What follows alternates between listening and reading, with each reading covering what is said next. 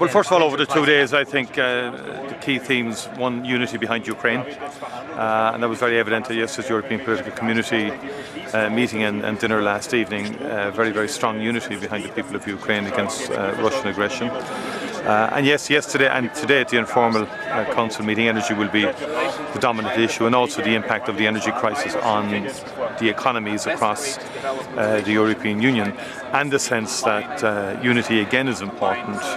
It's similar to what happened in COVID-19. The European Commission, the European Union came together and had a coordinated set of policies from public health to vaccination. Likewise, in this crisis, efforts I think are continuing to be made to see if we can get a European-wide response to the energy prices issue. Not simple, because different member states are coming to this from different positions.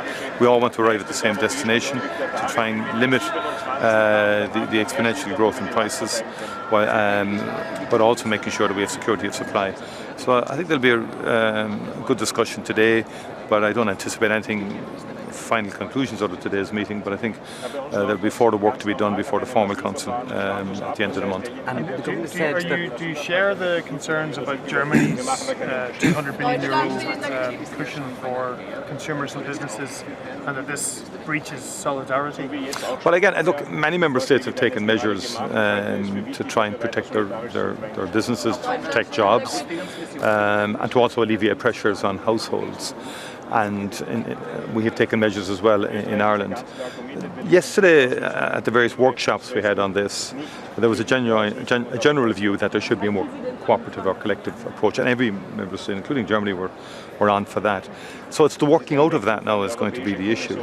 And the Commission have had some proposals on this. There was a non-paper, as you know, that was at the Energy Council meeting, and so and we further correspondence from the President to the Commission. So there is work underway, and I think it's where practical, workable solutions have to be developed, as opposed to political wish lists. In other words, politicians may wish for a magical answer to this. There is none. It's a wartime situation that has a negative impact on everything. But the capacity still exists for Europe to work in a coordinated, united way to deal with the price issue and its impact on economies. And I believe something will be worked out, but it's going to take a bit more time. You've said that if there isn't European proposals forthcoming next year, that there will be a domestic price cap. Is that the same thing as saying there will be a price cap? Sorry? You and the Minister of Finance have said that the government will work on its own proposals if there isn't agreement forthcoming in Europe. Is that the same thing as saying that a price cap is coming next year? No, I think that was more in relation to the windfall tax. We haven't made decisions in terms of domestic price caps. We've had concerns about just sending blank cheques to energy companies. But at a European Union level, there is talk about a redesign of the market in the first instance, that the market is now not functioning as a normal gas market. So it's far better that it's done on a European-wide basis. And I think proposals are being worked up. Still a bit of work to be done in relation to it. It has to happen at a European-wide level because it will affect the entire European gas market. And that's where the focus is now. In relation to windfall taxes, we will benefit from the Energy Security Council decision. But again, the application of that in terms of our domestic environment remains to be worked out. Were you encouraged by the reception Prime Minister Liz Truss received yesterday and the apparent warming of relations between herself and President Macron?